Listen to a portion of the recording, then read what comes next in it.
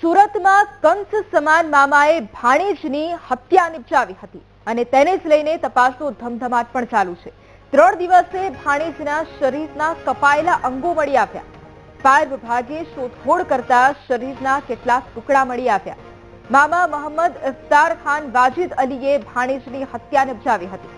ધંધાની અદાવતમાં ભાણેજ મોહમ્મદ આમિર આલમને મોતને ઘાટ ઉતાર્યો હતો। હત્યા કર્યા પછી મૃતદેહના ટુકડા કરી અને ખાડી વિસ્તારમાં ફેંકી દીધા હતા। મામા ભાણેજ ઉધનામાં સિલાઈ મશીન ભાડે ચલાવીને કામ કરતા હતા। ભાણેજ ધંધાનો હિસાબ અને નફો મામાને બતાવતો હતો। ઘણા સમયથી નફાની રકમ ન આપતા મામાએ ભાણેજ સાથે ઝઘડો કર્યો હતો। ઝઘડા પછી બંને વચ્ચે બોલાચાલી થઈ હતી અને ધંધો અલગ કરવાનું નક્કી કર્યું। નિર્ણય પછી ભાણેજ ધંધો અલગ ન કરતા મામાએ હત્યાનું કાવતરું રચ્યું હતું। અને આ મુદ્દે સંવાદદાતા ધ્રુવ ફોનલાઈન પર છે। ધ્રુવ, સુરતમાં મામાએ ભાણેજની હત્યા નિપજાવી અને તેને લઈને જ હવે નવા ખુલાસાઓ થઈ રહ્યા છે। અત્યારે શું અપડેટ તેને લઈને?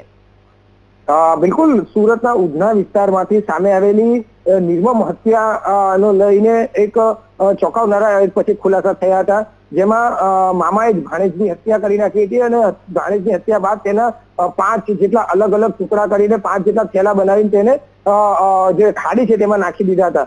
જોકે ફાયર વિભાગ સતત 3 દિવસથી આ જે ખાડીમાં નાખી દીધેલા તેના જે અવયવો અવશેષો હતા, અંગો હતા, તેને શોધખોળ કરી રહ્યા હતા, થેલાને શોધી રહી હતી। ત્યારે 3 દિવસ બાદ જે છે તે ભાણેજનો એક પગ મળી આવ્યો છે। બમરોલી ખાડી પાસેથી એક છૂટો પડાયેલો પગ મળી આવ્યો છે અને કોથળામાંથી ધડ મળી આવ્યું છે। એટલે જે રીતે આ કરપીણ નિર્મમ હત્યા કરી હતી, ધંધાની અદાવતમાં મામાએ જ ભાણેજની હત્યા કરી નાખી હતી અને તેના જે રીતે શરીરના ટુકડા કરીને તેને ખાડીમાં નાખી દીધા હતા, તે હવે ધીમે ધીમે મળી રહ્યા છે।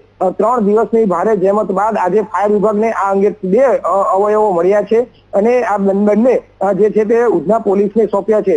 ઉધના પોલીસ હવે આ મામલે સંયોગિક પુરાવાના ભાગરૂપે તેને એકત્ર કરશે, FSL માં મોકલશે અને આગળની તપાસ હાથ ધરશે। જી બિલકુલ, આભાર ધ્રુવ તમામ જાણકારી માટે।